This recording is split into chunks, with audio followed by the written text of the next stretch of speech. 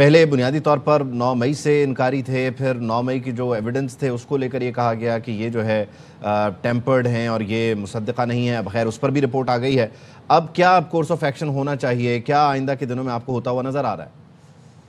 I think اس میں خاص طور پہ جو بھی فورینسک میں کنفرم ہو گیا رپورٹ میں کہ اس میں آپ کے وزیر اعلیٰ سہیل آفریدی، کامران بنگش، محمود جھگڑا، عرفان سلیم یہ شامل ہیں. اور یہ دیکھیں یہ جو فورینسک رپورٹ ہوتے ہیں نا، یہ کورٹ میں بھی چیلنج ہو سکتی ہے، یہ صحیح نہیں ہے، اس کو کوئی غلط ثابت نہیں کر سکتا. اور یہ بڑے افسوس کی بات ہے کہ جس سے کہ انسیڈنٹ کیے گئے ہیں، فوج لڑنارے لگائے گئے، پولیٹین کی بات سے حملے کیے گئے. تو میرے خیال میں اب بیسٹ علاج یہ کہ کیسے بھی لیگل پروسیس ہونا چاہیے.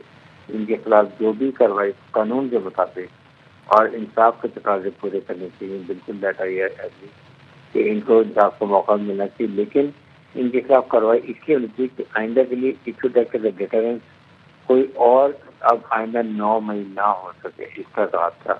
اور اگر ہم ان کو سزائیں نہیں ملیں گی تو یہ مطلب یہ انکریج ہوں گے کہ میں معافی مل جائے اور کوئی کارروائی نہیں ہوگی.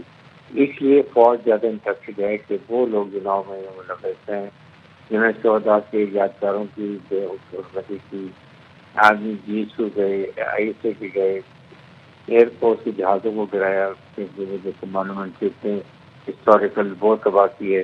تو ایسے لوگوں کو میرے خیال میں ضرور سزا ملنی چاہیے. اور یہ اینٹی ٹیررسٹ کورٹ نے یہ رپورٹ مانگی تھی اور اس کے بعد یہ رپورٹ آئی ہے جس میں ساری واضح ہوئی ہیں.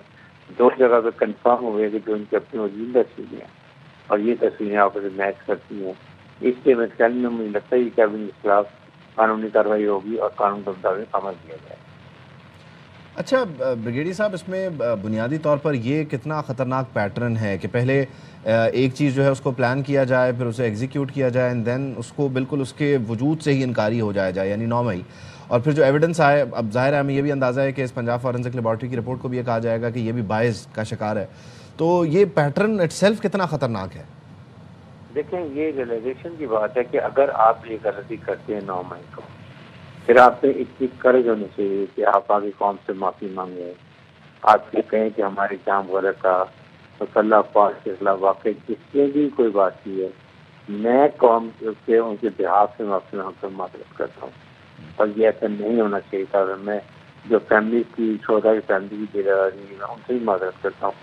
لیکن بات یہ کہ اگر آپ نے ریئلائزیشن نہیں ہوئی ہے اور پھر اس کے بعد آپ سے انکار بھی کریں گے تو پھر yes we have done it and we have raised the music, اور پھر دا میوزک اور اس کے جو بھی ہم اپنی ڈرائنگ پیش کریں ہم کر سکیں گے. لیکن اگر مانے بھی نہیں پیپر نے رپورٹ دیا جائے پھر بھی آپ کو پرواہ نہ ہو اور آپ اپنے صوبے سے نکل کے لاہور، کراچی سب جگہ پھیلتے ہیں، آپ کو یہ نہیں فکر کہ آپ کو صوبے میں کیا حالات ہو رہے ہیں، انلیگل اسپیکٹرم اور پولیٹیکل لنکیجز کیا ہیں، کیسے ہنڈی کا پیسہ، اسمگلنگ کا پیسہ، کا پیسہ، اسمگل گاڑیوں کا پیسہ اٹیزم کی طرف جا رہا ہے، لوگ مزے کر رہے ہیں، پالیٹکس میں ان کے ساتھ بزنس بھی کر رہے ہیں، انلیگل بزنس کر رہے ہیں.